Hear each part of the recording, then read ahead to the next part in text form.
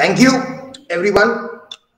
Welcome to my fifth class on Mahabharata. I am Arindam Ghosh. I am an assistant professor in the Department of English, Krishna Chandra College, Hedampur, Birbhum, as you all know.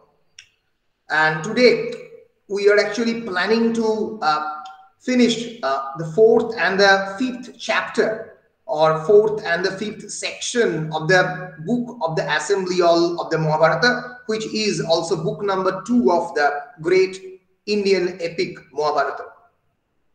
So let us open our screen. Wait a minute, I have to present my screen and then we will start forth.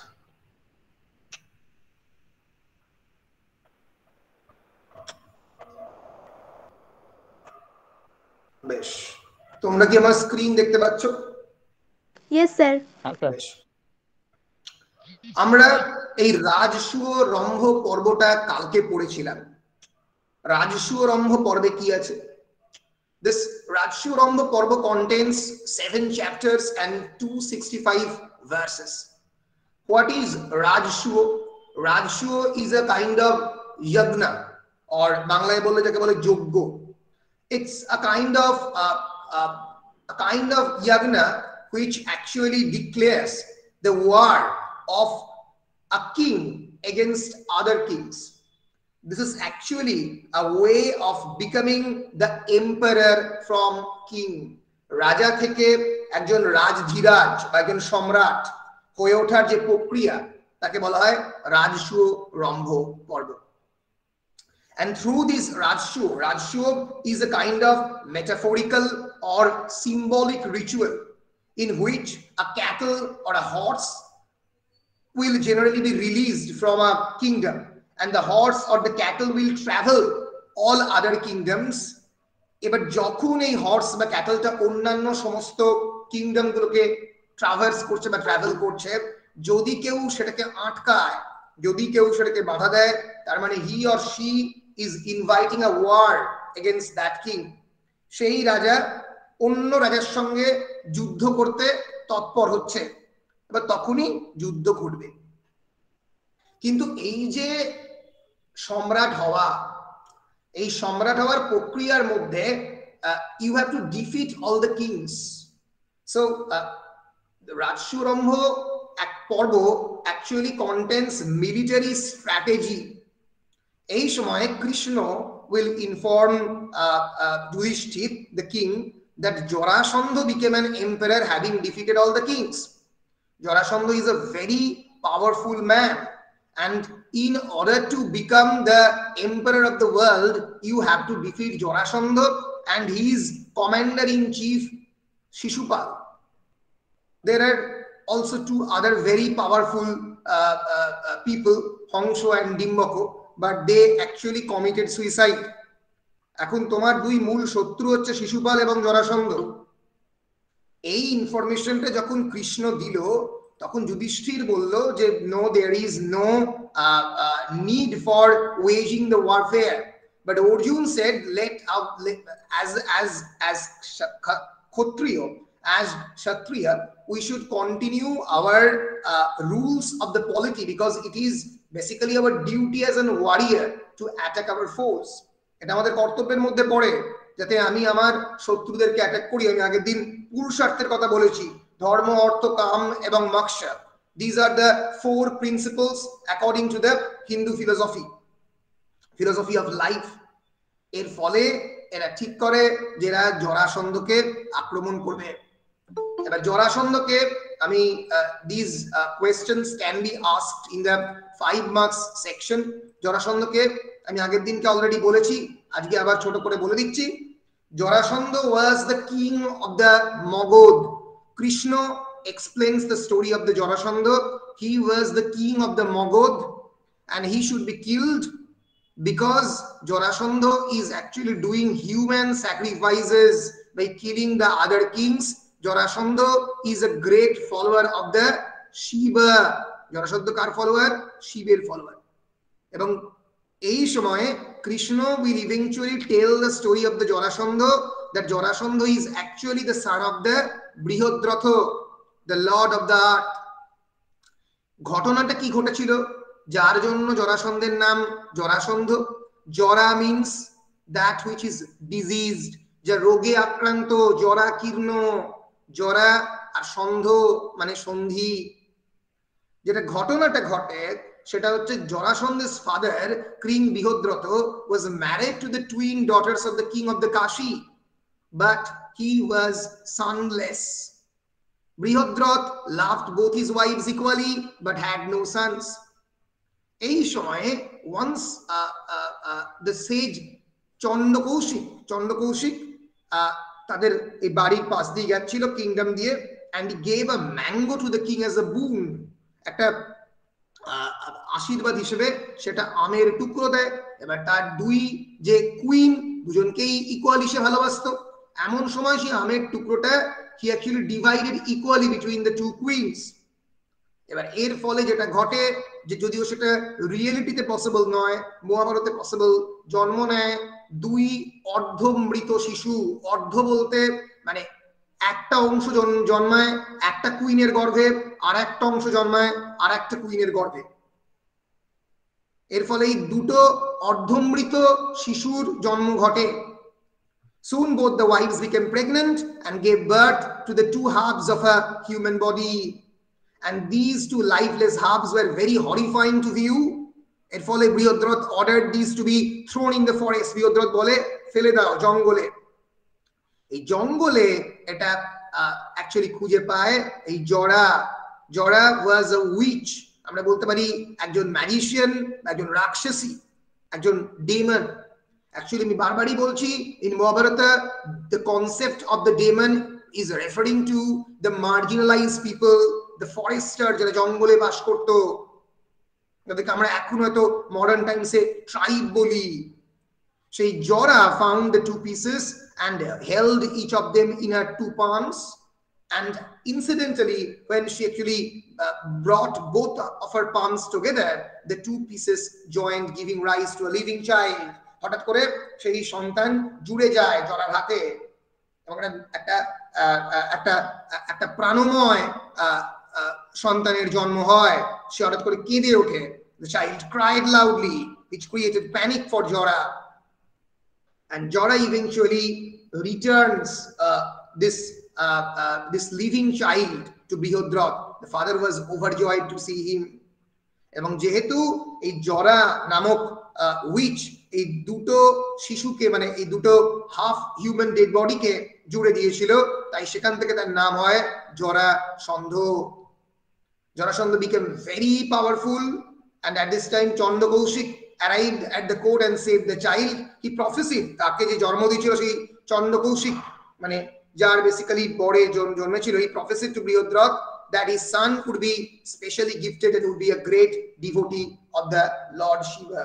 হ্যাঁ sir বলুন। হ্যাঁ পেয়েছি আমি করবো phone, এইমাত্র পেলাম। বেশ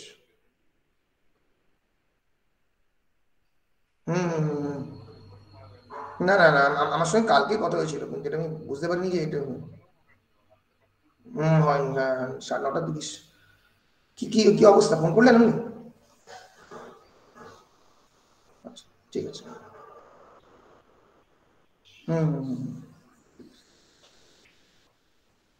না না বেশ বেশ বেশ ঠিক আছে।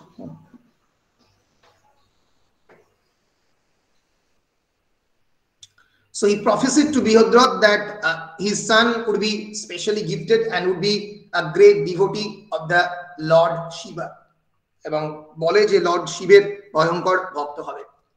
এই হচ্ছে this is the story of the Jarasandha. এই গল্পটা কৃষ্ণ বলল সবার সামনে, in front of Yudhishthir and the other Pandavas, so that they should all be prepared for killing Jarasandha. So later, having made Jarasandha the crown prince, Brihodroth retired to the forest. Jarasandha ke raja kore Brihodroth forest e fire jan with his two wives, as Krishna killed his nephew Kangsho. But there is a relation that Jarasandha's nephew is Kangsho, jake Krishna merechilo. he became the enemy of the Jarasandha. এভাবে Krishna জরাসন্ধের enemy হয়। এই হচ্ছে জরাসন্ধের back story. আজকে আমরা জরাসন্ধ বধ পর্ব পড়ব। জরাসন্ধকে বধ করবে ভীম। আমি আগেই বলেছি জরাসন্ধর weakness is lied inside his birth, that he has been conjoined from the two different dead bodies। এর ফলে জরাসন্ধকে মারতে গেলে একজন ভয়ঙ্কর শক্তিশালী মানুষ যে তাকে দুটো ভাগে চিড়ে ভাগ করে দেবে সেরকম একটা মানুষের দরকার, and that is ভীম। ফলে এই জরাসন্ধ বধ পর্বে আমরা সেই গল্প পড়ব। এখনো পর্যন্ত কারোর কোনো কনফিউশন রয়েছে? No, sir. No confusions? Okay. So let us begin the Jorasandho Bodh Parva. So there are actually 5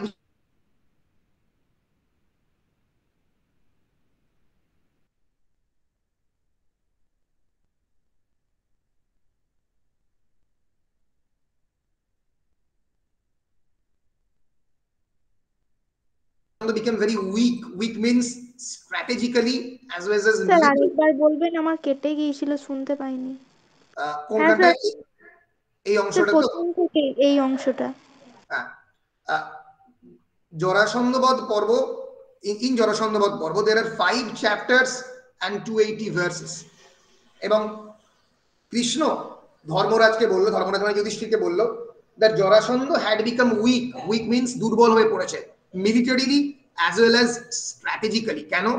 কারণ আগেই বলেছে হংস এবং ডিম্বক দুই ভাই who are very powerful, দুজনেই সুইসাইড করেছে বিকজ বলরাম হংস বলে একজন রাজাকে খুন করেছিল এবং সেই হংস কিন্তু এই হংস নয়। সেই শুনে ডিম্বক আত্মহত্যা করে, আবার ডিম্বক আত্মহত্যা করে এটা শুনে হংস আত্মহত্যা করে।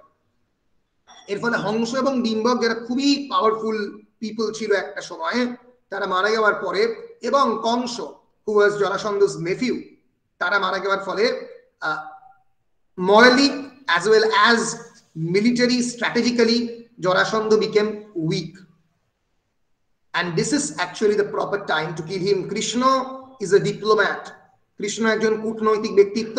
তিনি ঠিক করেন কোন মানুষকে সঠিক সময়ে মারা যেতে পারে, কোন মানুষকে দুর্বলতার সময় আঘাত দেওয়া যেতে পারে। ফলে he should be conquered in a duel। any idea what is a duel? duel মানে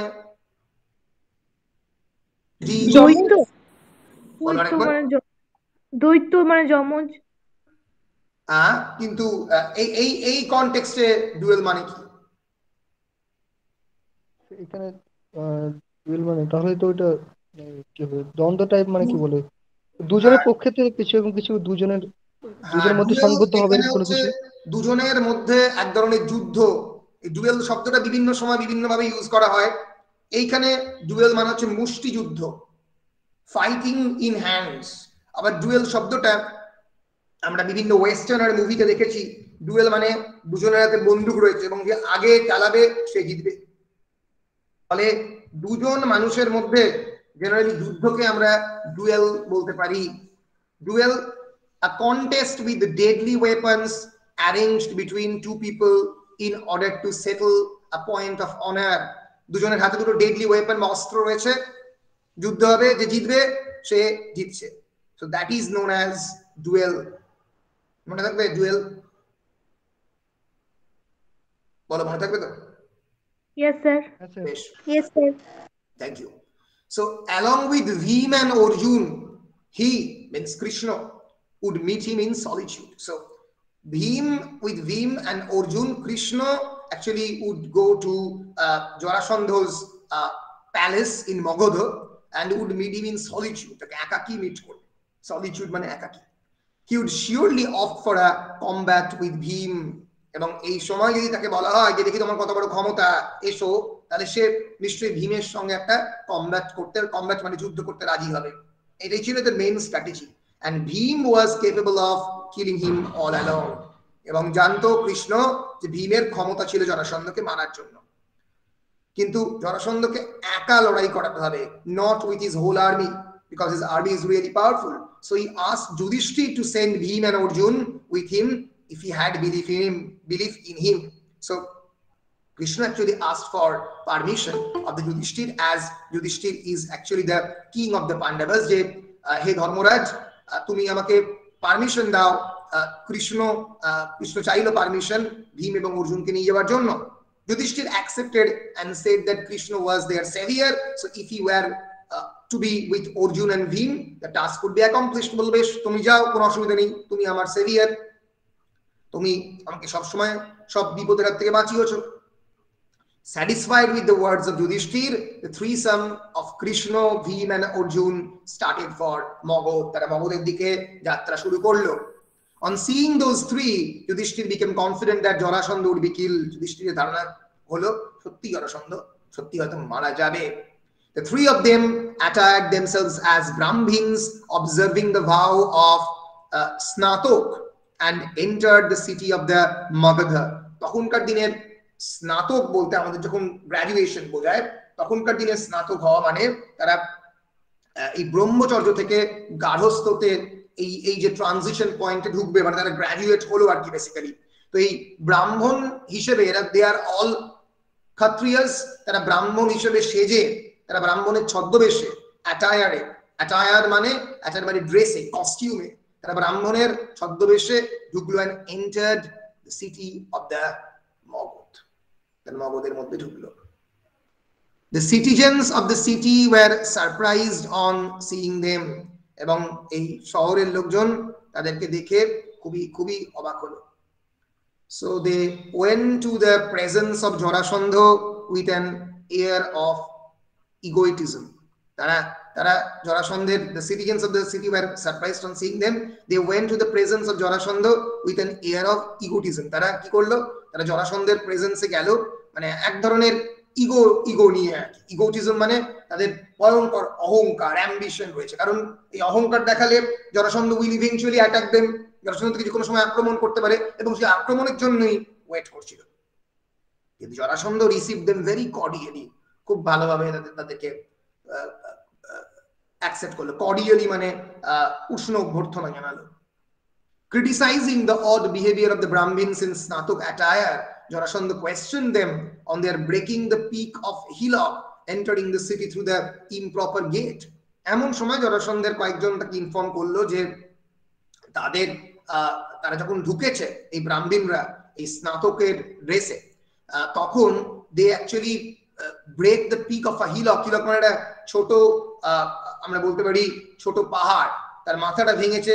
এবং শুধু তাই নয়, গেটের যে এবং ইমপ্রপার গেট দিয়ে ঢুকেছে, মানে যে গেট দিয়ে ঢোকার কথা, তখনকার দিনে অনেক নিয়ম ছিল যে এই গেট দিয়ে ঢুকতে পারবে, এই গেট দিয়ে ঢুকতে পারবে না, এটা এন্ট্রান্স, এটা ব্যাক এন্ট্রান্স ইত্যাদি।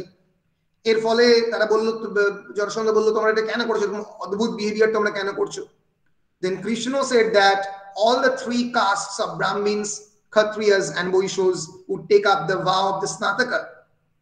কৃষ্ণ এই সময় বললো যে তিন ধরনের ক্লাসের লোকেরাই, ব্রাহ্মণ, ক্ষত্রিয় এবং বৈশ্য, তারা এই স্নাতক জিনিস নিতে পারে। মানে স্নাতকের এই ভাও, এই যে ভাও বলতে মানে এটা আমি করবোই আর কি।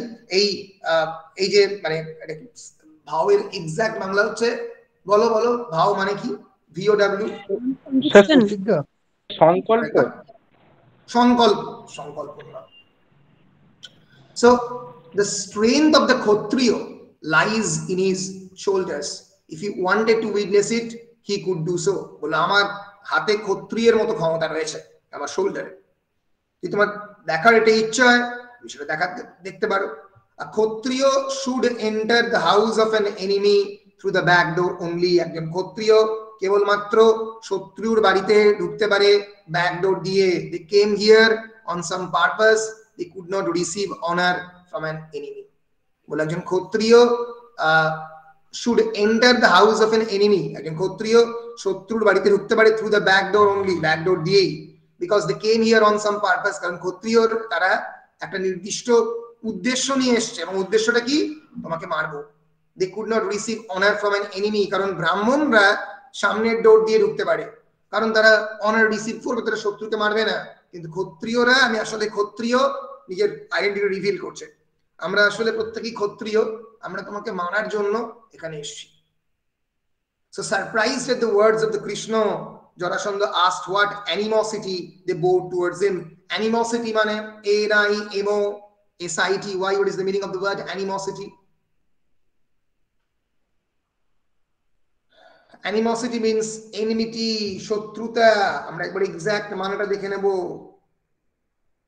Animosity, strong hostility, feeling of the antipathy, friction, antagonism, enmity, এগুলো এটা প্রত্যেকটাই সিনোনিম হচ্ছে অ্যানিমোসিটি। মনে থাকবে? বলো, মনে থাকবে? Yes sir. Yes sir. বেশ। So what animosity, এই ওয়ার্ডগুলো পরবর্তীকালে খুব কাজে লাগে, ওই জন্য একটু মাথায় রেখো। So what animosity they bore towards him, কি শত্রুতা রয়েছে। So they had mistakenly thought of him as their enemy. বলছে তুমি নিশ্চয়ই ভুল করছো, আমাকে তুমি ভুল শত্রু হিসেবে ভাবছো। Then Krishna replied that only one noble person protects the whole family. They being the followers of dharma, came to punish him on his order. বলে আমরা ধর্মরাজের ফলোয়ার, আমরা ধর্মের ফলোয়ার। আমি আগেই বলেছি ইন হিন্দু ফিলোসফি ধ্রী ধাতুর সঙ্গে ময় প্রত্যয় যোগ করে ধর্ম, বরফের ধর্ম যেরকম শীতল করা, আগুনের ধর্ম যেরকম গরম করা, মানুষের ধর্ম যেরকম মনুষ্যত্ব। ধর্ম means following the path of the righteousness, সঠিক পথে যাওয়া। তুমি সঠিক পথে যাওনি, সেখানে তোমাকে পানিশ করা হবে। He revealed that they were not Brahmins. His two companions were Bhim and Arjun, the sons of the Pandu, and he was his enemy Krishna. They দুজন companion Bhim এবং Arjun, the sons of the Pandur সন্তান, and he was the enemy of Krishna. মানে এই ভীম এবং অর্জুনের পরিচয় দিল পাণ্ডুর সন্তান হিসেবে, এবং সে হচ্ছে নিজে Krishna. So having said this, he invited Jarasandha for a combat. বলে এসো, যুদ্ধে এসো। Jarasandha refused to let go the princess. He jailed in order to sacrifice them to the gods. বলে না, আমি যে সমস্ত প্রিন্সদের ধরেছি তাদের মুন্ডুচ্ছেদ না করে তাদেরকে আমি ছাড়তে পারবো না। তাদেরকে জেল করা হয়েছে কেন? Because of the sacrifice to specifically Shiva, শিবের কাছে স্যাক্রিফাইস করবো বলে। and was prepared to fight with the three of them. বলে এসো, তোমরা তিনজন কি আর ক্ষমতা সম্পন্ন। Prompted by Sri Krishna, he chose Bhim to be his opponent in the combat. Sri Krishna বলল দেখি ক্ষমতা থাকলে ভীমের সঙ্গে লড়ো, কারণ কৃষ্ণ জানতো ভীমের ক্ষমতা আছে হারাবার। The excited Bhim came forward to fight at the command of Sri Krishna. Excited Bhim সামনে এলো, যুদ্ধ করবে বলে, সে তো উত্তেজিত যুদ্ধ করবে বলে। And both of them made thunderous sounds while fighting with each other. তারা লড়ছে কেন? দুটো বজ্র বিদ্যুতের শব্দ হচ্ছে। Krishna encouraged Bhim to kill Jarasandha. Then Bhim caught hold of Jarasandha's leg with one hand and parted them into two halves. এই সময় ভীম তার দুটো পা ধরল জরাসন্ধের এবং সেখান থেকে তাকে চিরে দুটো ভাগে ভাগ করে দিল। And parted him and divided him into two halves. দুটো অংশে। Having disposed of his dead body at the main gate of the palace, the three of them went to the prison and freed the princess. The দেহটাকে main গেটে ঝুলিয়ে দিয়ে, because why? Because hanging the dead body of the Jarasandha is a metaphorical, is a symbolic activity. যদি তুমি অত্যাচারী একজন শাসক হও, একজন কিং হও with oppression and suppression, তাহলে তোমার মৃত্যু ঘটবে। So having seated Bhim and Arjun in a Jarasandha's chariot called Sadaryavan. Sadaryavan হচ্ছে জরাসন্ধর যে চ্যারিয়ট, তার যে আমরা বলতে পারি রথ, সেই রথের নাম হচ্ছে Sadaryavan. Krishna himself drove it out of the city of Girivraja. Krishna সেটাকে, সেই রথটাকে চালিয়ে, মানে তখনকার দিনে একজন কিং এর রথ নিয়ে নেওয়া মানে সেই কিং এর ক্ষমতা নিয়ে নেওয়া, নিয়ে গিরিরাজের মধ্যে দিয়ে গেল। And Sahadev, the son of Jarasandha, led by the priests and accompanied by the ministers and servants, went out of the city and took refuge with Sri Krishna. যেটা ঘটলো, এই সহদেব জরাসন্ধের সন্তান, সে স্বীকার করে নিল যে সে হেরে গেছে। অনেক মিনিস্টার এবং সার্ভেন্টের সঙ্গে গিয়ে সে শ্রীকৃষ্ণর কাছে আশ্রয় নিল। Later he performed the last rites of his father with the permission of Sri Krishna. শ্রীকৃষ্ণের পারমিশন নিয়ে ফাদারের লাস্ট রাইট, তার যে শেষ কৃত্য সেটা সম্পন্ন করলো। Bhim and Arjun along with the imprisoned kings, came back to their city safely. Yudhishthir became very happy and decided to start the Raj show sacrifice. Krishna took leave of Yudhishthir and went to Dwaraka. যেহেতু জরাসন্ধ বধ পর্ব সম্পন্ন হয়ে গেছে এবং সমস্ত imprison যারা king, যাদেরকে বন্দী করা হয়েছে, তাদেরকে নিয়ে শহরে সাবধানে ফিরল ভীম এবং অর্জুন। যুধিষ্ঠির খুব খুশি হলো, এখন আর রাজস্ব শুরু করতে, যজ্ঞ শুরু করতে কোনো অসুবিধা নেই। Krishna took leave of the Yudhishthir and went to Dwaraka. Krishna যুধিষ্ঠিরের পারমিশন নিয়ে আবার দ্বারকাতে ফিরে গেল। আমরা মাঝে মাঝে দেখবো দ্বারকাতে যাবে এবং আসবে শ্রীকৃষ্ণ। এরপরে next section is known as the Digvijaya Parva. Digvijaya means winning the entire world, গোটা পৃথিবীকে নিজের পায়ের তলায় আনা দিগ্বিজয় পর্ব শুরু হচ্ছে সেকশন 5। বলো, এই জরাসন্ধ বধ পর্ব থেকে কোনো প্রশ্ন রয়েছে? এনি কোয়েশ্চেনস অন জরাসন্ধ বধ পর্ব? No sir. No sir.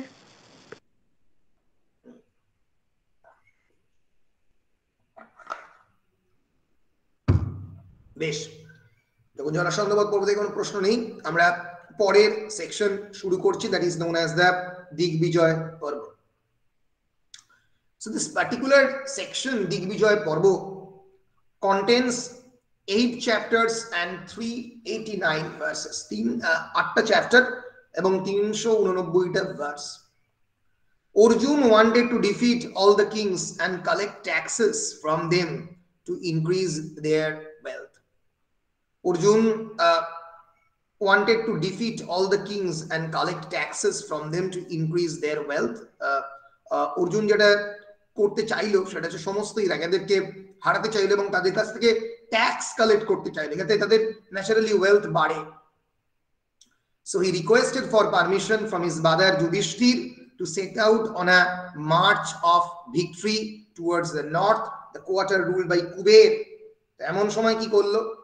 Requested for permission from his brother Yudhishthir, যুধিষ্ঠিরের কাছ থেকে সে পারমিশন নিল এবং সে to set out on a march of victory towards the north, the quarter ruled by Kuber, এবং সে কি করলো সেই সময় set out on a march of victory, একটা জয়ের জন্য একটা মার্চ, মানে আমরা বলতে পারি অনেক লোককে নিয়ে সেখানে যাওয়ার কি, মার্চ টুয়ার্ডস দ্য নর্থ, উত্তরের দিকে, the quarter ruled by Kuber, যেখানে কুবের তার শাসন চালাচ্ছে। Arjun's decision was held by the sage Vyasdev, এই গল্পের লেখক এবং চরিত্র, তিনি বললেন ভালো ডিসিশন।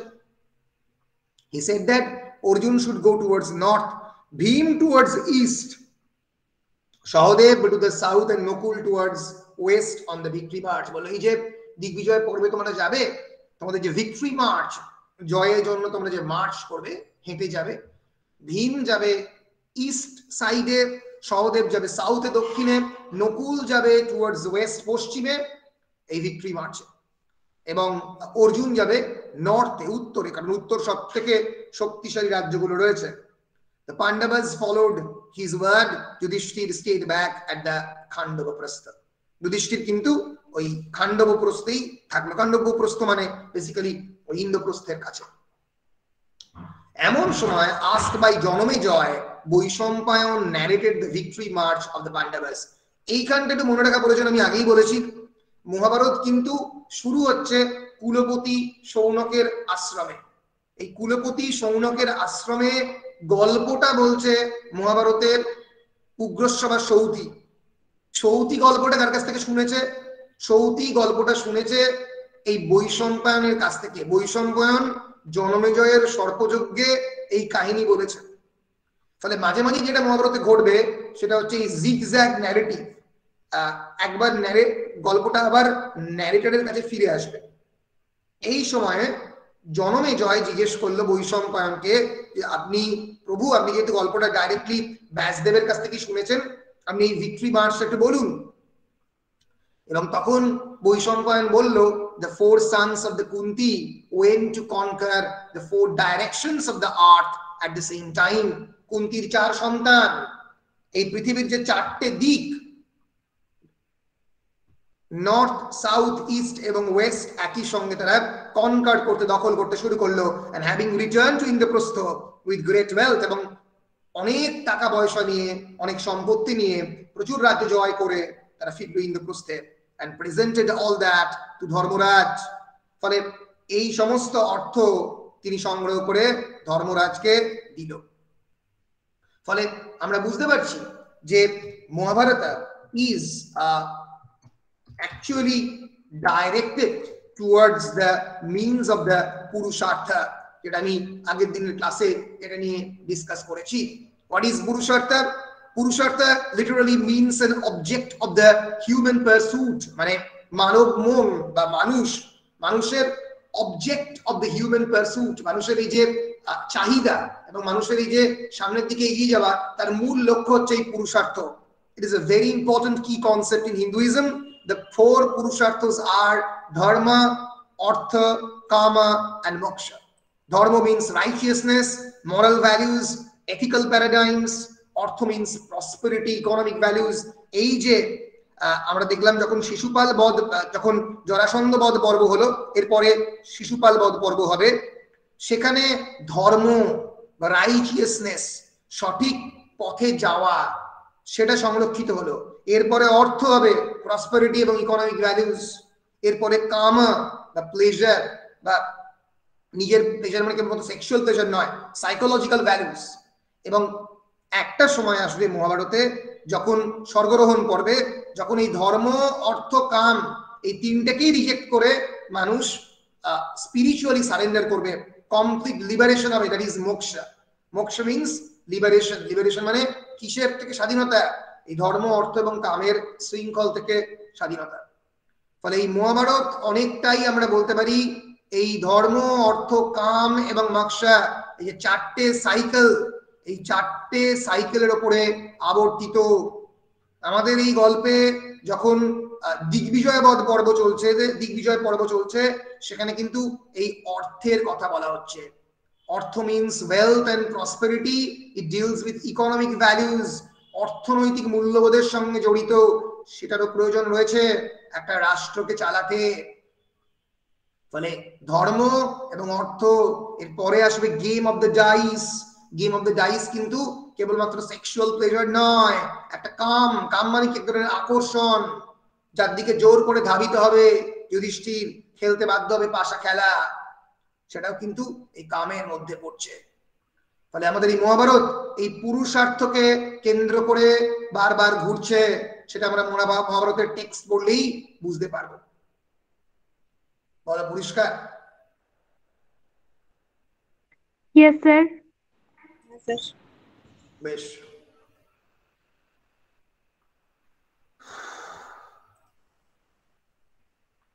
আমরা এগিয়ে চলেছি। আমরা এর পরে পড়ব রাজসূয় পর্ব। রাজসূয় পর্ব is divided into 3 chapters and 104 verses in this section. Rajasuya পর্ব মানে আগেরটা আমরা পড়েছিলাম এর আগেরটা রাজসূয় রম্ভ জরাসন্ধবধ পর্ব, তার আগে পড়েছিলাম আমরা এখানটা হচ্ছে রাজসূয় রম্ভ পর্ব, এটাতে রাজসূয় পর্ব।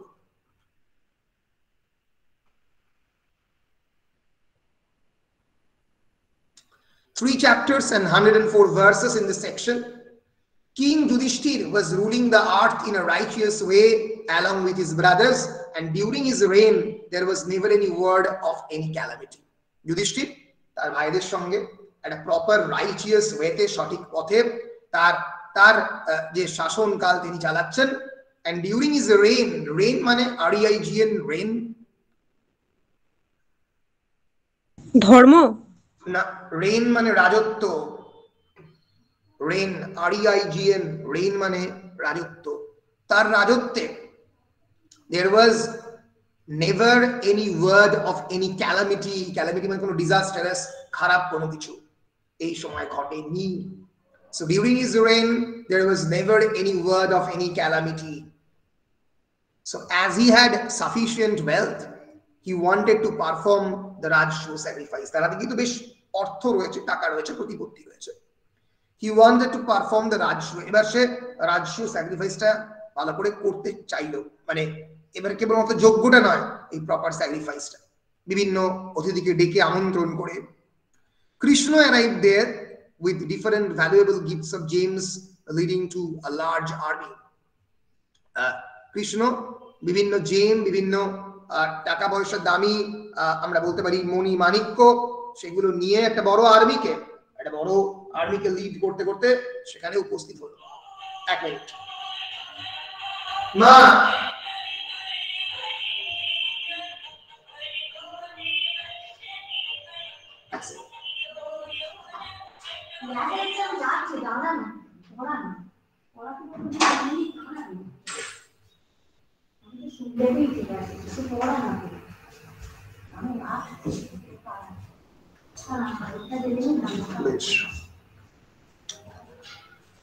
So Yudhishthira sought permission from Sri Krishna to perform the Rajshoh sacrifice along with his brothers. এই সময় Yudhishthira actually sought permission.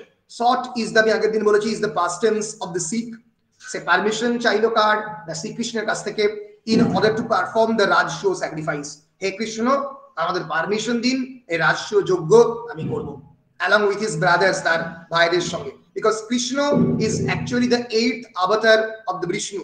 বিষ্ণুর 8 নম্বর অবতার হচ্ছে শ্রীকৃষ্ণ। ফলে কৃষ্ণের কাছ থেকে সমস্ত পারমিশন নিয়ে পাণ্ডবেরা এই কাজগুলো করে, এবং বিশেষত ধর্মরাজ যুধিষ্ঠির।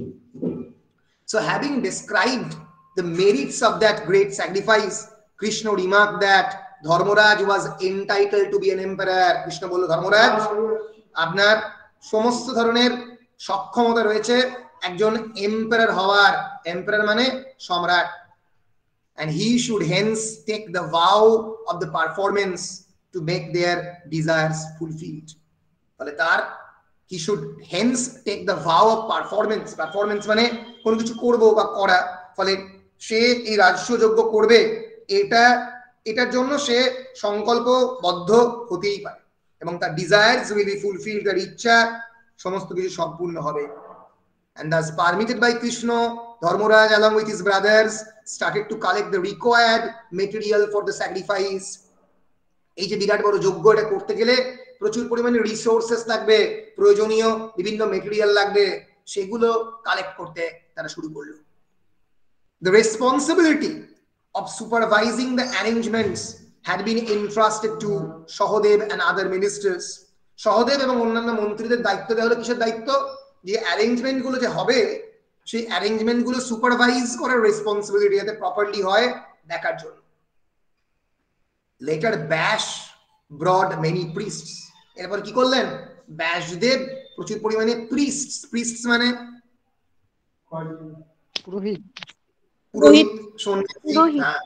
পুরোহিত, তাদেরকে ব্যাসদেব আনলো। And they were just the embodiments of the Veda. এবং তারা কেন বেদের এমবডিমেন্ট মানে বেদ একটা ফিজিক্যাল অবজেক্ট, এই ফিজিক্যাল অবজেক্টের এই যে মানে এই যে একটা ইনঅ্যানিমেট অবজেক্ট যার কোনো প্রাণ নেই, তার যেন প্রাণ সহ এমবডিমেন্ট হচ্ছে এই পুরোহিতরা। এতটাই তারা ভালো বেদ জানে। এ প্রসঙ্গে একটা কথা বলে দেওয়া ভালো, যে বেদকে ডিভাইড করেছিলেন কৃষ্ণ দ্বৈপায়ন বেদব্যাস নিজে। এই যে বেদের যে 4টে ভাগ, ঋগ, সাম এন্ড যজু এন্ড অথর্ব, এই 4টে ভাগে বেদকে ভাগ করেছিলেন কে? কৃষ্ণ দ্বৈপায়ন বেদব্যাস। এই প্রসঙ্গে আমরা যেটা বলতে পারি সেটা হচ্ছে Veda is the most ancient body of the religious text in Hindu religion, perhaps the most ancient. বেদের থেকে পুরনো লিটারেচার সারা পৃথিবীতেই পাওয়া যায় না, এবং Vedic Sanskrit is quite different from the our modern Sanskrit. এখনকার সংস্কৃত থেকে অনেকটাই ডিফারেন্ট। মানে একটা সংস্কৃত অনার্সের ছেলে বা সংস্কৃত পিএইচডি কিন্তু চাইলেই বেদের সংস্কৃত পড়তে পারবে না, because that's a different version. ঠিক আছে, অনেকেই বলে বেদ কম্পোজ হয়েছে মানে Rigveda, which is the ancient one. এক মিনিট, হ্যাঁ দাঁড়াও, আমার এটা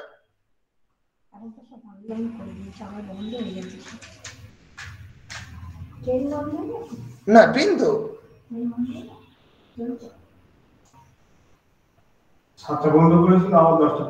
ডিএসসি নাম্বার 1283 1283। ঠিক আছে, থ্যাংক ইউ। সো জেনারেলি ঋগ্বেদকে বলা হয় 1500 থেকে 1200 খ্রিস্টপূর্বাব্দে লেখা হয়েছে। আমি বলেছি মহাভারত লেখা হচ্ছে তার অনেক পরে, শুরু হচ্ছে অ্যারাউন্ড 900 অর 800 বিসি, 800 খ্রিস্টপূর্বাব্দ থেকে 400 খ্রিস্টপূর্বাব্দ। তার প্রায় মাথায় রেখো, তার প্রায় 800 বছর আগে ঋগ্বেদ লেখা শুরু হচ্ছে। 1500 থেকে 1200 এই সময় ঋগ্বেদ, যজুর্বেদ 1200 থেকে 900, মহাভারতের প্রায় সময়ে যজুর্বেদ লেখা হচ্ছে। এবং এই বেদটা হচ্ছে, Veda basically contents the ritualistic portions of the Hindu philosophy. Ritualistic মানে যেখানে মন্ত্র, বিভিন্ন বেনিডিকশনস যার মধ্যে রয়েছে। আবার বেদের আবার 4টে ভাগ রয়েছে, একটা হচ্ছে সংহিতা, একটা হচ্ছে আরণ্যক, একটা হচ্ছে ব্রাহ্মণা, আর একটা হচ্ছে উপনিষদ। উপনিষদ হচ্ছে বেদের একদম শেষ ভাগ, যে ভাগে বেসিক্যালি ফিলোসফিক্যাল এবং স্পিরিচুয়াল নলেজের কথা বলা আছে। সংহিতা হচ্ছে মন্ত্র, আরণ্যক হচ্ছে বুক অফ দ্য ফরেস্টার্স, মানে টেক্সট অন রিচুয়াল সেরিমনি, জঙ্গলের মধ্যে কোন কোন সেরিমনি করতে হবে। আর ব্রাহ্মণা হচ্ছে কমেন্টারি অফ দ্য রিচুয়াল, যে বেসিক্যালি এই রিচুয়াল গুলোর ওপরে কি কি করতে হবে, তার উপরে যে কমেন্টারি, তার উপরে যে ধারাভাষ্য, তাকে সেটা আছে ব্রাহ্মণাতে।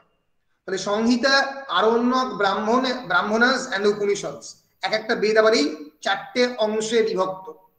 আমাদের হিন্দু ফিলোসফিতে মোর দেন 108 উপনিষদ আছে, তার মধ্যে 18টা হচ্ছে প্রিন্সিপাল উপনিষদ। উপনিষদ বেদের থেকে খানিকটা ডিফারেন্ট ইন দ্য সেন্স যে উপনিষদের মধ্যে অনেক বেশি স্পিরিচুয়াল এবং ফিলোসফিক্যাল কথাবার্তাগুলো আছে, বেদের মধ্যে অনেক বেশি রিচুয়ালিস্টিক কথাবার্তা আছে। ফলে আমি বেদটা একটু দেখালাম ডিটেইলে, যাতে মানে আমাদের মোস্ট এনশিয়েন্ট লিটারেচার সম্পর্কে তোমাদের কিছু বেসিক ইনফরমেশন তোমাদের কাছে থাকে। তাহলে বেদ লেখা হচ্ছে near about 1500 BC to 1200 BC. আবার যজুর্বেদ লেখা হচ্ছে, এটা ঋগ্বেদ, যজুর্বেদ লেখা হচ্ছে 1200 থেকে 900 খ্রিস্টপূর্বাব্দের মধ্যে। ফলে আমরা ফিরে আসছি, এই যে বেদ, এই বেদের লিভিং এমবডিমেন্ট হলো এই সন্ন্যাসীরা, এই পুরোহিতরা, যাদেরকে ব্যাসদেব আনলো। ব্যাস himself acted as the honourable head priest Brahma for the sacrifice. ব্যাস কি করলো? ব্যাস নিজে একজন অনারেবল হেড প্রিস্ট হিসেবে, মানে ব্রহ্মা যেরকম আমাদের গোটা বিশ্বের অনারেবল হেড প্রিস্ট, গোটা বিশ্বকে পরিচালনা করেন ব্রহ্মা, সেরকম এখানে এই স্যাক্রিফাইসকে পরিচালনা করবেন হচ্ছে ব্যাস, যিনি নিজে বেদকে এই 4টে ভাগে ভাগ করেছেন। এবং যাজ্ঞবল্ক, বিরাট বড় জ্ঞানী মানুষ, ইয়াজ্ঞবল্ক, YAJNAVALKYA উচ্চারণটা Yajnavalkya. Yajnavalkya was the অফিশিয়েটিং priest. অফিশিয়েটিং প্রিস্টের পজিশনের নাম হচ্ছে আধারভাই। এই অফিশিয়েটিং প্রিস্ট হিসেবে যাজ্ঞবল্ক থাকবেন। অফিশিয়েটিং প্রিস্ট মানে যিনি এই কাজগুলো করে, হেড প্রিস্ট বেসিক্যালি কাজটা করে না। যাজ্ঞবল্ক যিনি অফিশিয়েটিং প্রিস্ট, যাকে এই কাজগুলো করতে হবে, তিনি হচ্ছেন যাজ্ঞবল্ক, বিরাট বড় প্রিস্ট। আমরা যাজ্ঞবল্ক সম্পর্কে যদি কয়েকটা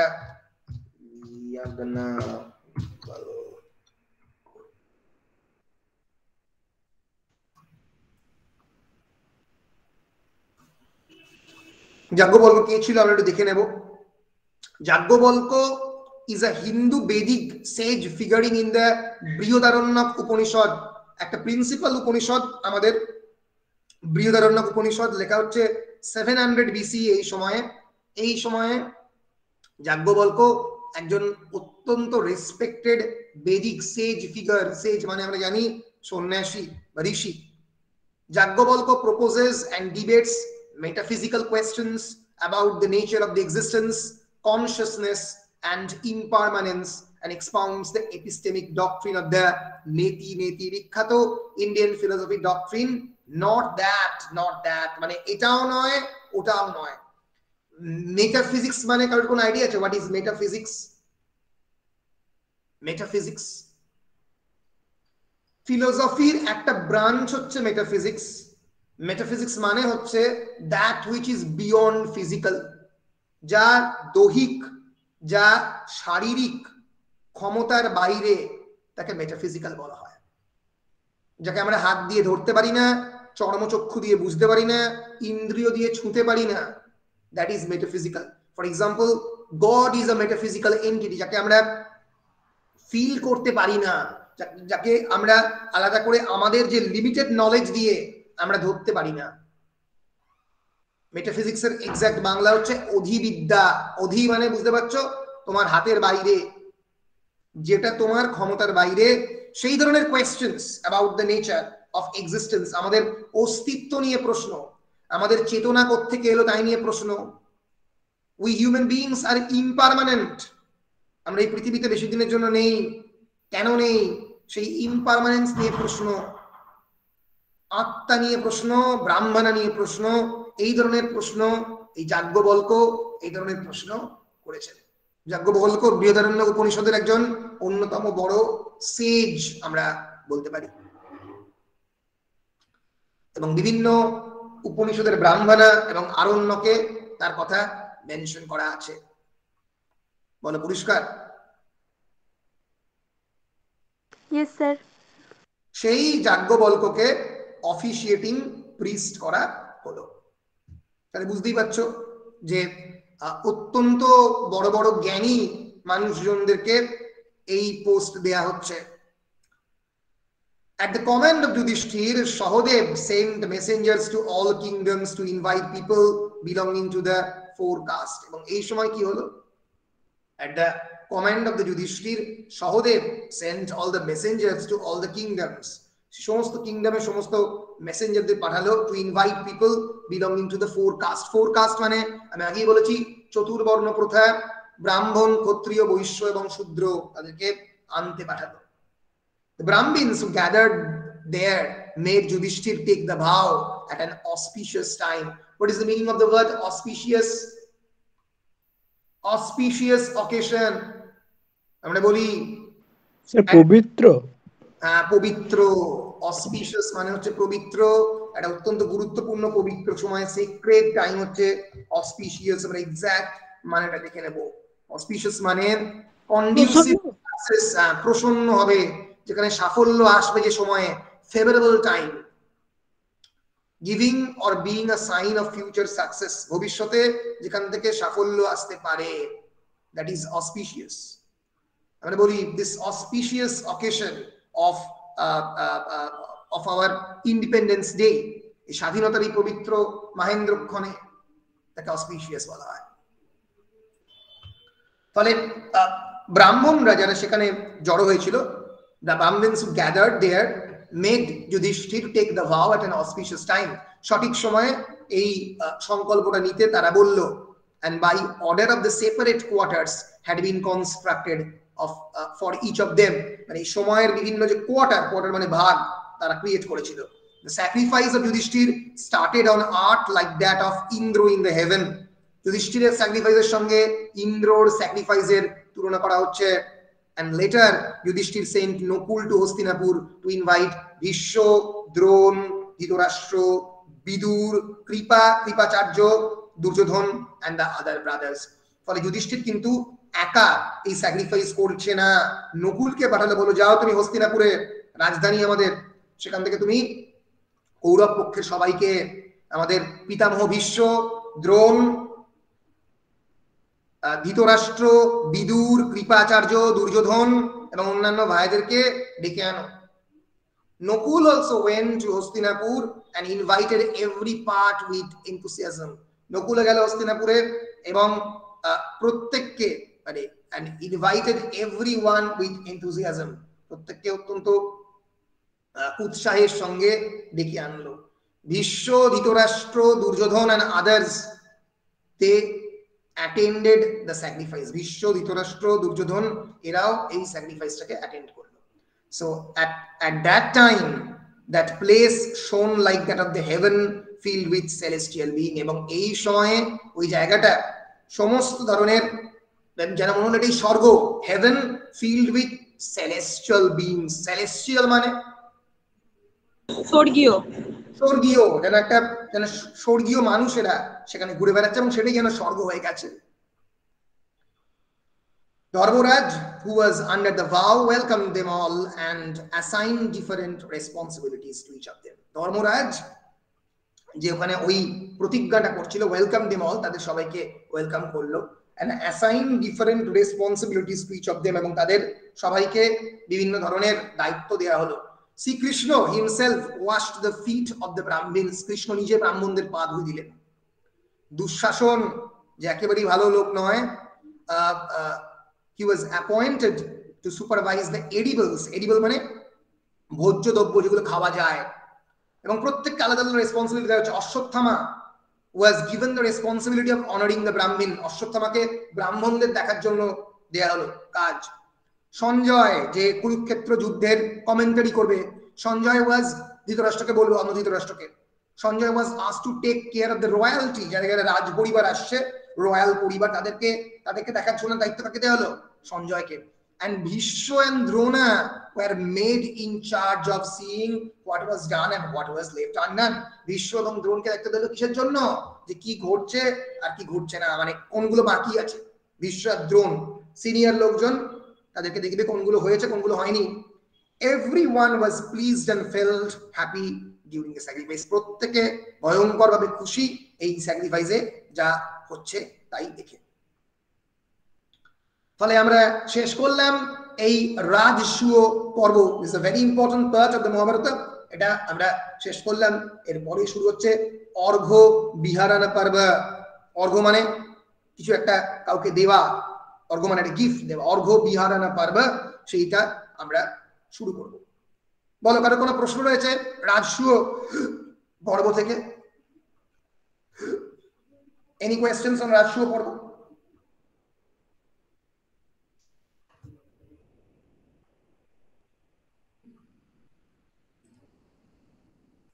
কারো কোনো প্রশ্ন নেই রাজসূয় পর্ব থেকে? স্যার না স্যার। বলো। স্যার পুরুষার্থটা সে বললেন না? হ্যাঁ, আচ্ছা, ওটা মানে ধর্ম, ধর্ম, অর্থ, কাম আর মোক্ষ যেরকম বললেন, ওটা কি আমাদের মানে ওটা মহাভারতে প্রয়োগ করা হয়েছে। হ্যাঁ, তো এটা মানে আমাদের জীবনের সাথে কিভাবে মানে করতে পারি, মানে তুলনা, এটা কিছু বলে দিলে বুঝতে পারলাম না ঠিকঠাক। মানে মানে বিষয় হচ্ছে যেটা, সেটা হচ্ছে যে ভারতীয় দর্শনে বা হিন্দু ফিলোসফিতে 4টে ভাগে ভাগ করা হয় আমাদের এই লাইফের জার্নিকে। আমাদের যদি তুমি যেটা বলছো আমাদের প্র্যাকটিক্যাল লাইফের সঙ্গে কি করে তুলনা করতে পারি, মানে আমি ব্যক্তিগতভাবে মানে মানে ঈশ্বরে যে ভয়ঙ্করভাবে বিশ্বাস করি তা নয়, কিন্তু তুমি বলতে পারো যে ধর্মকে কেবলমাত্র ঐশ্বরিক অর্থে প্রয়োগ না করে, মানে ঈশ্বর কোথায় আছে, ঈশ্বর যদি থাকেন তাহলে কেবলমাত্র মানুষের মধ্যেই থাকবেন। যে তুমি স্বামী বিবেকানন্দ বলে গেছেন, জীবে প্রেম করে যেই জন সেই জন সেবিছে ঈশ্বর। ফলে যদি তুমি রক্ত মাংসের মানুষের সেবা করো, যদি তোমার পাশের দরিদ্রপৃষ্ট মানুষকে তুমি সঠিকভাবে রাখতে পারো, যদি তুমি মানে মানে তাকে সেবা করতে পারো তার প্রয়োজনে, সেটাই ধর্ম। রাইচিয়াসনেস মিনস রাইট পাথ, সঠিক পথ। তোমার যে ডিউটি, তোমার যে কাজ, সেই কাজের তুমি সঠিক পথে রয়েছো কিনা। তোমার ছাত্র হিসেবে কাজ কি? পড়াশোনা করা। আমার টিচার হিসেবে কাজ কি? ছাত্রদের সঠিক শিক্ষাদান করা। এটাই আমার মরাল ডিউটি। আমার ডিউটি কি? যেটা আমাকে সরকার অ্যাসাইন করেছে, to teach the students, and your duty is to learn about various knowledgeable things, বিভিন্ন জিনিসপত্র যেগুলো তোমার জ্ঞান হিসেবে তুমি শিখছো প্রত্যেকদিন, সেগুলো শেখা তোমার কাজ। তোমার পরিবারের লোকজনকে সঠিকভাবে রাখা তোমার কাজ। So that can be interpreted as ধর্ম। অর্থটা খুবই সহজ। আগেকার দিনেও যা অর্থ ছিল এখনো তাই অর্থ। অর্থ মিনস প্রসপেরিটি, ইকোনমিক ভ্যালুস। অর্থ মানে হচ্ছে অর্থনৈতিক সুযোগ সুবিধা। যদি তুমি সঠিক পথে থাকো তবেই অর্থ আসবে। যদি তুমি তোমার ডিউটিটা আজকে করো তবেই তোমার কাছে অর্থ আসবে। ধর্মের মানে বিভিন্ন যুগে বিভিন্ন ভাবে পাল্টেছে। অর্জুনের সময় ধর্ম মানে হচ্ছে অস্ত্র পরিচালনা করা। তখন অস্ত্র শিক্ষায় শিক্ষিত হতে হতো। You have to learn about the arms and armories, how to shoot the arrows. একই রকম ভাবে যারা যুদ্ধ করছে, যারা কারগিলে যুদ্ধ করছে, যারা আমাদের সেনা পাহারা দিচ্ছে, তাদের কাছে ধর্ম কি? তাদের কাছে রাইচিয়াসনেস কি? তাদের কাছে রাইচিয়াসনেস হলো শত্রুকে ঢুকতে না দেওয়া। ধর্মের মানে বিভিন্ন প্রফেশনের মানুষের কাছে আলাদা, কিন্তু অর্থের মানে প্রত্যেকেই ধর্মর পথে সঠিক থাকলে ইকোনমিক ভ্যালুজ বাড়বে। কাম কি? কাম হচ্ছে আবার প্লেজার। জেনারেলি হিন্দু ফিলোসফিতে এই চারটে আমরা বলতে পারি আমাদের ব্রহ্মচর্য, গার্হস্থ, বানপ্রস্থ এবং সন্ন্যাস। সেখানে গার্হস্থ পর্বে মানে ব্রহ্মচর্য পর্বে ধর্ম এবং কাম আসছে, কিন্তু গার্হস্থ পর্বে আসছে হচ্ছে কাম, কারণ যখন সংসার জীবন শুরু হচ্ছে তখন সেখান থেকে kama. Kama not only mean sexual pleasure, তুমি যে কোনো কাজ করছো সেখান থেকে তুমি প্লেজার ডিরাইভ করতে পারো। আমি পড়াচ্ছি, পড়াতে গিয়ে আমার আনন্দ হচ্ছে, that is also kind of pleasure. Love, আমার পড়ানোর প্রতি ভালোবাসা, যে কোনো কিছুর প্রতি প্যাশন। সচিন তেন্ডুলকর ছোটবেলা থেকে ক্রিকেট দারুণ খেলতে পারতো, 7 বছর 5 বছর থেকে ক্রিকেট বল প্র্যাকটিস করছে। কাম, that is his pleasure towards the game, that is his attraction and fascination towards his game. একটা ভয়ঙ্কর প্যাশন না থাকলে 24 বছর আন্তর্জাতিক ক্রিকেটে থাকা সম্ভব নয়। সুনীল গাভাস্কার 17 বছর আন্তর্জাতিক ক্রিকেট খেলেছেন, 1971 to 1987, 1970 to 1987 জীবনের প্রথম টেস্ট সিরিজ খেলতে যাচ্ছেন ওয়েস্ট ইন্ডিজে, খুব ভয়ঙ্কর ফাস্ট বোলারদের এগেইনস্টে খেলছেন। একটা 20 বছরের ছেলে, গার্ড নেই মাথার মধ্যে, কিসের পক্ষে সম্ভব? কিসের জন্য? Passion, passion towards the game, গেমের প্রতি ভয়ঙ্কর আকর্ষণ, খেলার প্রতি। কাম, কাম কেবলমাত্র সেক্সুয়াল প্লেজার নয়। জেনারেলি আমরা কামটাকে সেক্সুয়াল প্লেজার অর্থে ব্যবহার করি, ফিজিক্যাল প্লেজার অর্থে কাম কথাটাকে ব্যবহার করি, অবশ্যই একেবারেই সত্যি, কিন্তু সেটার সঙ্গে সঙ্গে অন্যান্য বিভিন্ন ধরনের প্লেজারও এখানে কামের ক্ষেত্রে ইম্পর্টেন্ট। ইন্ডিয়ান ফিলোসফিতে সেক্সুয়াল প্লেজারকে গুরুত্ব দেওয়া হয়েছে, বলা হয়েছে যে যদি সেক্সুয়াল প্লেজার না থাকে তাহলে গার্হস্থ প্রপারলি মেনটেন হবে না। And finally is moksha. Moksha means liberation, spiritual liberation. এই সমস্ত কিছু থেকে স্বাধীনতা। আমাদের জীবনে একটা সময় আসে যে সময় আমাদের ধর্ম, অর্থ, কাম এই তিনটাকেই ছেড়ে দিতে হয়। আমি যদি আমি এক্সাম্পল দিয়ে বলছি, তুমি এক্সাম্পল দিতে বললে, যদি 38 বছর বয়সেও তেন্ডুলকর বলতো আমি খেলবো, যদি বিরাট কোহলি বলে যে তার যখন, এখন কোহলির বয়স অনেক কম, 33 বছর বয়স, যদি কোহলি বলে যে আমি খেলবো, এখনো খেলবো, আমার 40 বছর বয়স হয়ে গেছে আমি এখনো খেলবো, কোহলি এখনো যা ফিটনেস 5 বছর খুব সহজেই খেলতে পারবে। কিন্তু যদি বলে ছাড়বো না, ছাড়ার একটা সময় থাকে প্রত্যেকের জীবনে, যে এই সময়টা ছেড়ে দিতে হবে, এরপরে আর করা যাবে না। যেটা অনেক ক্ষেত্রেই বিভিন্ন ক্ষেত্রে পলিটিক্যাল লিডারদের ক্ষেত্রে দেখা যায় 90 বছর বয়স হয়ে গেছে এখনো রাজনীতি ছাড়ছেন না। ছাড়তে হয়, একটা ছাড়ার সময় আছে। সো ইন্ডিয়ান ফিলোসফি ছাড়ার সময়টাকে বলছে মোক্ষা, লিবারেশন।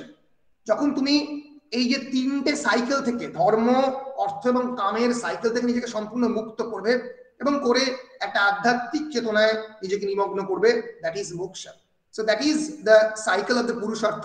ইন্ডিয়ান ফিলোসফিতে এটা কি পুরুষার্থ বলা হয়? ধর্ম, অর্থ, কাম, মোক্ষ। মনে থাকবে? বলো রাক্ষা, ক্লিয়ার হয়েছে? হ্যাঁ স্যার, ওটা হয়ে যাবে স্যার। মোক্ষটা যেটা আছে স্যার, এটা হ্যাঁ আমাদের এটা সবকিছু ত্যাগ করার। এবার একবার মানে এখন আমি যেহেতু আমরা স্টুডেন্ট আছি, হ্যাঁ, তাহলে এখন আমাদের না, মোক্ষটা যেটা এখন তো আছে মোক্ষ এটা, লাভের সময় নয়, হ্যাঁ মানে ওটাই স্যার, হ্যাঁ স্যার this is ওটাই। not the time of achieving moksha. এবার তুমি মানে এটা আবার অনেকে অনেক রকম ভাবে ইন্টারপ্রেট করে। অনেকেই বলে যে মানে মোক্ষ বিভিন্ন স্টেজে লাভ করা সম্ভব। মানে ধরা যাক তোমার ক্ষেত্রে মোক্ষ লাভ হবে আলটিমেট অ্যাচিভমেন্ট, আলটিমেট সাকসেস। তোমার ক্ষেত্রে এই সময় তোমার ক্ষেত্রে মোক্ষ লাভ হবে একটা ভালো চাকরি, আইএএস এর চাকরি বা আইপিএস এর চাকরি, হতে পারে সেটা ইমিডিয়েট মোক্ষ লাভ। কিন্তু ইন্ডিয়ান ফিলোসফিতে মোক্ষ লাভ বলতে বুঝেছে, মানে ইন্ডিয়ান ফিলোসফিতে মোক্ষ লাভ বলতে যেটাকে বোঝানো হয় স্ট্রিক্টেস্ট সেন্সে, যেটা অনেক অনেক বেশি শক্ত, সেটা হচ্ছে যে absolute freedom from your cage of the body. তোমার এই যে দেহের যে ইন্দ্রিয় যে সুখ, ইন্দ্রিয় যে সুখ মানে এই চোখের সুখ, কানের সুখ, জিভের সুখ, ত্বকের সুখ, এই সুখ থেকে সম্পূর্ণ মুক্তি। এই মুক্তি তো কোনোদিনই ওয়ার্ল্ডই মুক্তি হতে পারে না, মানে এই বিশ্বের সমস্ত প্লেজার গুলোকে নিয়ে মুক্তি হতে পারে না, এখান থেকে দূরে, এখান এই সবগুলোকে ত্যাগ করে। তাহলে স্টুডেন্ট লাইফে মোক্ষ লাভ স্ট্রিক্টেস্ট ইন্ডিয়ান ফিলোসফির সেন্সে ইজ নট পসিবল, সম্ভব নয়। তোমার ক্ষেত্রে মোক্ষ লাভ হবে একটা ইমিডিয়েট সাকসেস বা অ্যাচিভমেন্ট, যে তুমি সেটাকে মোক্ষ লাভ বলে ধরতে পারো। কিন্তু সেটাকে ইন্ডিয়ান ফিলোসফি মোক্ষ লাভ বলবে না, বলবে ওটা ধর্মেরই পথ, রাইচিয়াসনেসেরই পথ আর কি, সঠিক পথে থাকার ফল। বুঝতে পেরেছো? Yes sir, clear. বেশ, স্যার, বলো। Super good. স্যার বলছি তাহলে বুদ্ধ তো অনেক কম বয়সে মোক্ষ লাভ করেছিল, তাহলে এটা কি হলো? না, এইবার এখানে তো একটা অত্যন্ত মানে অন্য একটা জটিল ফিলোসফিতে চলে গেল। মাথায় রাখতে হবে ইন্ডিয়ান ফিলোসফিতে চারটে ভাগ রয়েছে, মানে বেসিক্যালি দুটো ভাগ রয়েছে, একটা হচ্ছে অর্থোডক্স আর একটা হচ্ছে আনঅর্থোডক্স। আমি দেখাচ্ছি। Schools of Indian philosophy. Indian ফিলোসফির স্কুলগুলোর দিকে আমরা একটু যদি তাকাই তাহলে বুঝতে পারবো ছটা মেজর স্কুল রয়েছে। ন্যায়, বৈশেষিক, সাংখ্য, যোগ, মীমাংসা এবং বেদান্ত। এটা হচ্ছে ছটা মেজর স্কুল। আর পাঁচটা হেটেরোডক্স স্কুল রয়েছে, এগুলো হচ্ছে অর্থোডক্স। আর হেটেরোডক্স মানে যারা ঈশ্বরের মানে ডাইরেক্ট গডের কনসেপ্টকে মানেনি। বুদ্ধ ধর্মে কিন্তু বৌদ্ধই গড, বুদ্ধ কিন্তু নিজেই ঈশ্বর। বৌদ্ধ ধর্মে কিন্তু কোনো আলাদা করে ঈশ্বরের অস্তিত্ব মানা হয়নি। জৈন দর্শনও তাই। জৈন, বৌদ্ধ, অজীবক, অজ্ঞান এবং চারবাকরা তো একেবারেই ঈশ্বরের অস্তিত্বকে মানেনি, সম্পূর্ণরূপে নাশ করেছে। প্লেজারকে বা এই কামকে তারা বলেছে যে একমাত্র ঈশ্বর লাভের উপায়। এবার ব্যাপারটা কি, এই প্রত্যেকটা স্কুল অফ ফিলোসফিতেই মোক্ষ লাভকে বিভিন্ন ভাগে ভাগ করা হয়েছে। এর ফলে জৈনদের বর্ণিত মোক্ষ লাভ এবং বৈশেষিকদের বর্ণিত মোক্ষ লাভ, দে আর কমপ্লিটলি ডিফারেন্ট। আমি যে পুরুষার্থের ইন্টারপ্রিটেশনটা দিলাম সেটা এই চারটে বেসিক্যালি হেটেরোডক্স স্কুলের ইন্টারপ্রিটেশন, সরি এই চারটে অর্থোডক্স স্কুলের ইন্টারপ্রিটেশন। এই ন্যায়, বৈশেষিক, সাংখ্য, যোগ, এই চারটে স্কুল হচ্ছে সব থেকে বেশি পপুলার। ইন্ডিয়ান ফিলোসফি বলতে জেনারেলি লোকেরা এই চারটে স্কুল বলতেই ভুল করে। ডেফিনেটলি বুদ্ধিস্ট ফিলোসফিকে ইন্ডিয়ান ফিলোসফির একটা অন্যতম পার্ট বলে ভাবা হয়, কিন্তু বুদ্ধিজমে কিন্তু মোক্ষ লাভের মানে যে যে ইন্টারপ্রিটেশন সেটা কিন্তু ডিফারেন্ট। এই যে বুদ্ধিজম সম্পর্কে যে এই যে মোক্ষ সম্পর্কে যে আর্টিকেলটা আছে, আমি এই আর্টিকেলটা তোমাদের কমেন্ট বক্সে দিচ্ছি, দিলেই বুঝতে পারবে। দেখো লিঙ্কটা দিলাম, দিলেই বুঝতে পারবে যখন তোমরা এই মোক্ষ নিয়ে আর্টিকেলটা পড়বে। মোক্ষ মানে কি? মোক্ষ মানে মুক্তি বা বিমুক্তি। It's a term in Hinduism, Buddhism, Jainism and Sikhism. প্রত্যেকটা ইজমে এই মোক্ষ লাভের উপায়কে ডিফারেন্ট ওয়েতে ইন্টারপ্রেট করা হয়েছে। এবার বিষয়টা হচ্ছে যে তুমি যেটা বলছো বুদ্ধ, বুদ্ধ মানে অনেক কম বয়সেই এই বাকি তিনটে জিনিসকে অ্যাচিভ করে এই দুঃখ এবং সংসার থেকে ফ্রিডম ফ্রম দ্য দুঃখা এন্ড সংসার, এই সাইকেল অফ দ্য বার্থ এবং রিবার্থ থেকে নিজেকে মুক্ত করতে পেরেছেন। সবাই পারবে না। এবার দেখবে, একটু ভালো করে দেখলেই বুঝবে। দেখো সাংখ্য ফিলোসফিতে মোক্ষকে এইভাবে দেখেছে, এরপরে আসছে বেদান্ত, তাতে এরকম ভাবে দেখেছে। এবার বুদ্ধিজমে মোক্ষকে একটা ডিফারেন্ট ওয়েতে দেখা হয়েছে। এই যে বুদ্ধিজমে মোক্ষতে, in Buddhism the term moksha is uncommon but an equivalent term in vimukti means release. বুদ্ধতে অনেকগুলো সূত্র পাওয়া যায়, মানে সেই সূত্রের ভিত্তিতে লেখা হচ্ছে। In the sutras of the two forms of release are mentioned, are যে সেতো ভিমুক্তি আর যে panna vimukti. Deliverance of mind and deliverance through wisdom, একটা জ্ঞানের মধ্যে দিয়ে মুক্তি, একটা মনকে মনের মধ্যে দিয়ে মুক্তি। ফলে বুদ্ধিজমে নির্বাণ এবং মানে বুদ্ধিজমে নির্বাণ এবং মোক্ষ অনেকটাই ইকুয়েটেড, একই। মোক্ষ লাভ বা নির্বাণ লাভ সেটা অনেকটা একই। বুদ্ধিজমে নির্বাণ লাভ এবং ট্র্যাডিশনাল হিন্দু ফিলোসফিতে নির্বাণ লাভের ডেফিনেশন আলাদা। ওই জন্যই আমি বলি, যখন আমরা বারবারই বলি হিন্দুইজম, হিন্দুইজম বলে কিছু হয় না, বা হিন্দু ফিলোসফি বলে আলাদা রকম কিছু হয় না। কারণ হিন্দু ফিলোসফি এতগুলো ভাগ এবং প্রত্যেকটা ফিলোসফিরই বিভিন্ন আলাদা আলাদা বক্তব্য। আমি বারবারই বলি যে তুমি জৈনের সঙ্গে বুদ্ধিজম, অজীবকের সঙ্গে শৈবিজম বা চারবাকের সঙ্গে মীমাংসা, ন্যায়ের সঙ্গে বৈশেষিক মেলাতে পারবে না।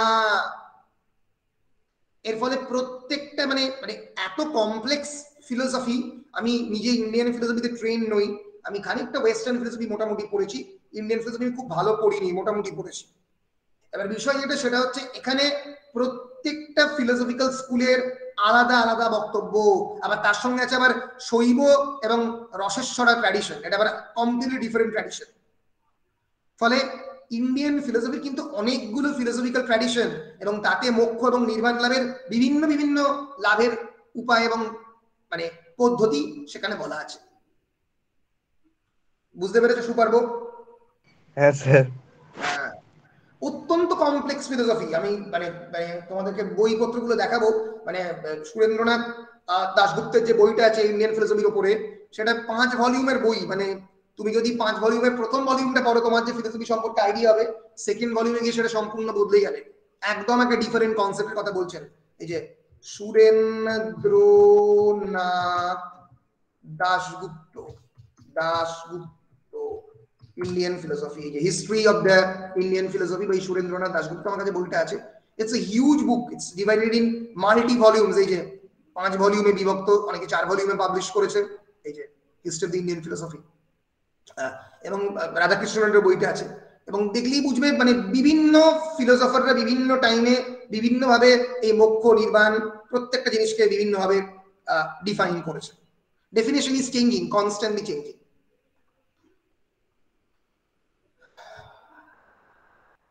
বলো কোনো প্রশ্ন? আর কোনো প্রশ্ন?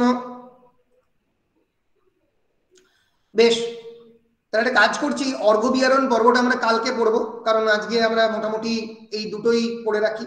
পরের দিনকে অর্ঘ্যবিহারণ পর্ব করবো, এবং আমরা পরের দিনকে এই 7, 8 এই দুটো শেষ করবো, শিশুপাল পর্ব পড়বো, আর তারপরের দিন শেষ করে দেবো দূত পর্ব আর অনুদ্যূত পর্ব পড়লেই আমাদের মোটামুটি মহাভারতের বুক অফ দ্য অ্যাসেম্বলি হল শেষ। তারপরে আমরা কয়েকটা ইম্পর্টেন্ট কোয়েশ্চেন নিয়ে আলোচনা করবো, আর 2 বা 3টে ক্লাসের মধ্যে আমরা মহাভারতটা শেষ করতে পারবো আশা করছি।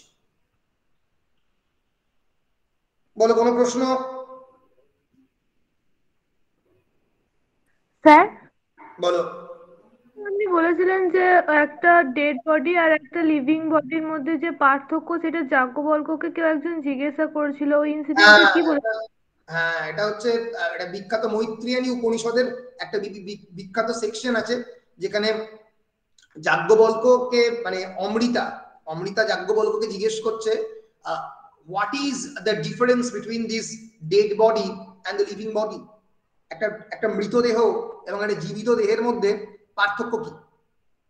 কারণ একটা ডেড বডির মধ্যে সমস্ত কিছু রয়েছে যেটা একটা লিভিং বডির মধ্যে রয়েছে। তার মধ্যে চোখ রয়েছে, তার মধ্যে কান রয়েছে, তার মধ্যে হৃদয় রয়েছে, কিডনি রয়েছে, হার্ট রয়েছে, সবই রয়েছে। তাহলে what separates a dead body from a living body?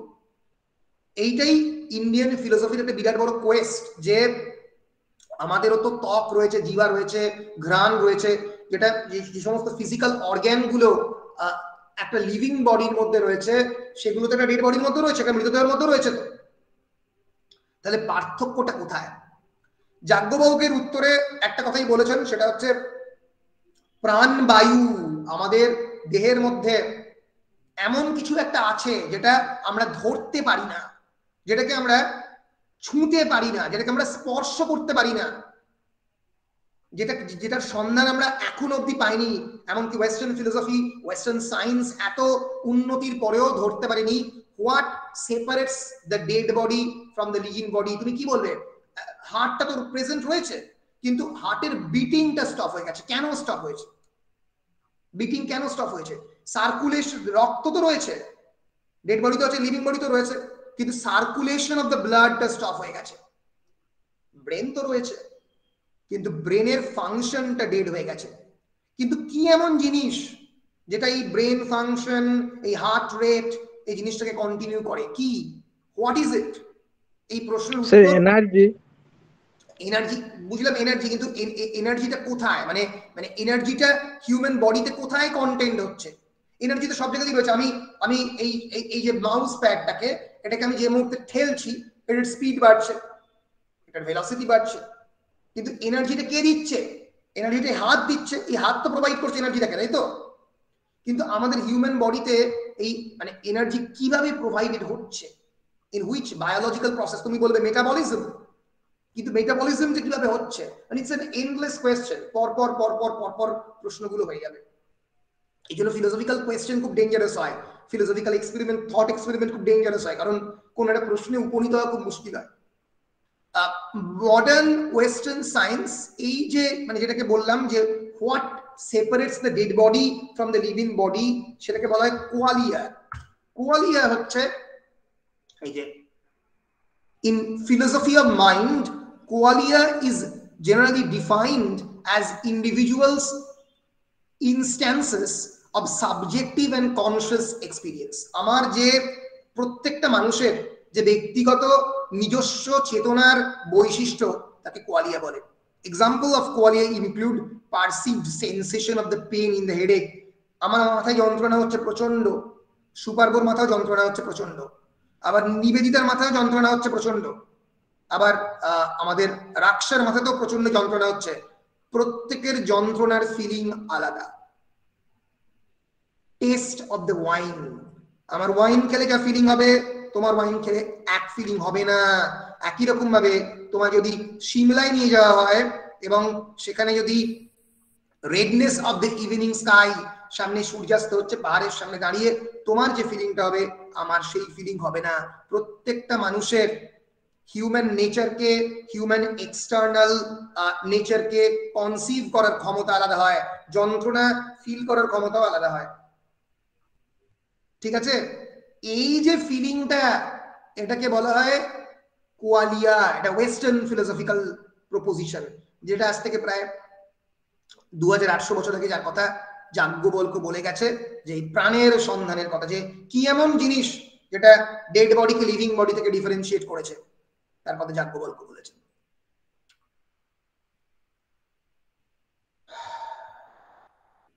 বলো, বুঝতে পারছো?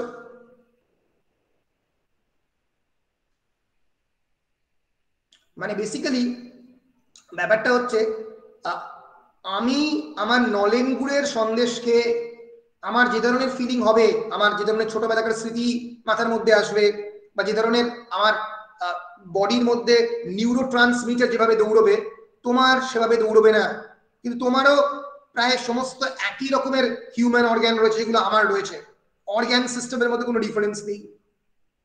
তাহলে এই আমাদের এই যে, এবং বলা হয় যে এভরি 7 ইয়ার্স, 7 বছর অন্তর অন্তর আমাদের দেহ সম্পূর্ণ পরিবর্তন হয়ে যায়। 7 বছর বাদে আমাদের দেহ এবং তোমার দেহ এক থাকে না, কমপ্লিটলি ডিফারেন্ট। মানে বেসিক্যালি আমার প্রত্যেকটা কোষের মৃত্যু ঘটে, আমার প্রত্যেকটা হার্টের প্রত্যেকটা কোষ মারা গিয়ে নতুন কোষের জন্ম হচ্ছে। 7 বছর বাদে এভরি 7 ইয়ার্স দি হিউম্যান বডি রিনিউড, মানুষের দেহ নিজেকে সম্পূর্ণরূপে বদলে ফেলে 7 বছরের মধ্যে। কিন্তু তা সত্ত্বেও মানুষের ভিতরের যে মেমোরি, ভিতরের যে ছোটবেলাকার স্মৃতি, সেগুলো থেকে যায়, খুব অদ্ভুত ভাবে থেকে যায়, অদ্ভুত ভাবে থেকে যায়। কি করে থাকে?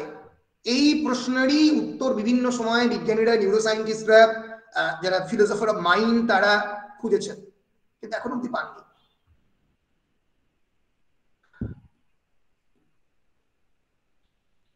বলো, কোনো প্রশ্ন? বলো। রাসা থিওরির কোন এক্সাক্ট মানে সিনোনিম হয় না? কিসের কিসের রাসা থিওরি বলেন, রাসা থিওরি কোনো সিনোনিম হয় না, ওটা তো রাসাই বলতে হবে। তুমি মানে ওটা তো মানে তুমি ইংলিশে ওটাকে ঠিক ট্রান্সলেট করতে পারবে না, বলি তো ওটা রাসা থিওরিকে রাসা থিওরি লিখেছে।